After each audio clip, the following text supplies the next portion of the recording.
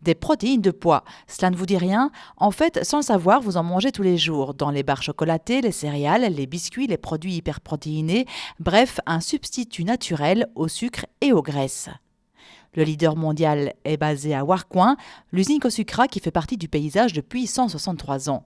D'abord exploitation sucrière, l'entreprise se diversifie il y a 25 ans et se lance dans la production et transformation de protéines de pois. Aujourd'hui, l'entreprise exporte aux quatre coins de la planète. Sa vision pionnière des ingrédients naturels et son procédé de fabrication unique permettent d'occuper la première place sur le marché mondial.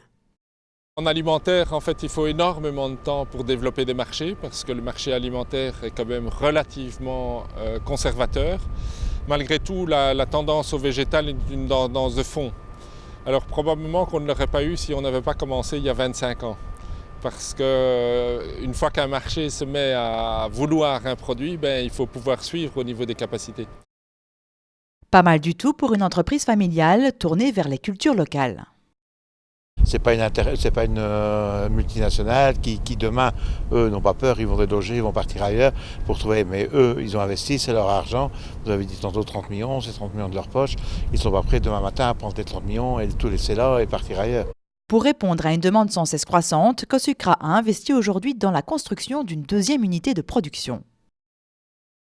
Les méthodes de production ont fortement évolué, donc on est parvenu ici à avoir un peu plus d'équipements, mais des équipements qui sont mis sur le côté pour être nettoyés et puis remis en production.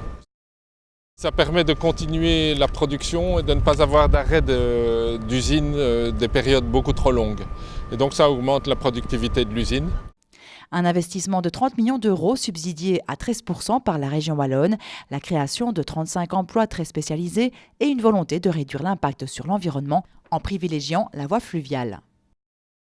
90% des produits ils vont prendre la route fluviale maintenant, donc ils vont être raccordés directement au port. Donc c'est une bonne chose, c'est beaucoup moins de camions. Mais la productivité n'est pas le seul objectif de Cosucra. Ici, on compte innover aussi dans le management de l'entreprise, où l'humain doit occuper une place centrale. On a remarqué aussi qu'on ne pouvait plus se comporter comme au début du XXe siècle, à avoir des chefs, des sous-chefs et des contremaîtres qui disent ce qu'il faut faire. Il faut changer de mentalité et se dire non, on va faire ça comme on le pense et plus attendre que le chef dise ce qu'il faut faire. Donc c'est un système extrêmement étonnant et pourtant finalement très naturel. Les retombées sur le secteur agricole de la région ne sont pas non plus à négliger quand on sait qu'une partie des petits pois sont importés du nord de la France, faute d'offres des agriculteurs locaux. L'appel est lancé.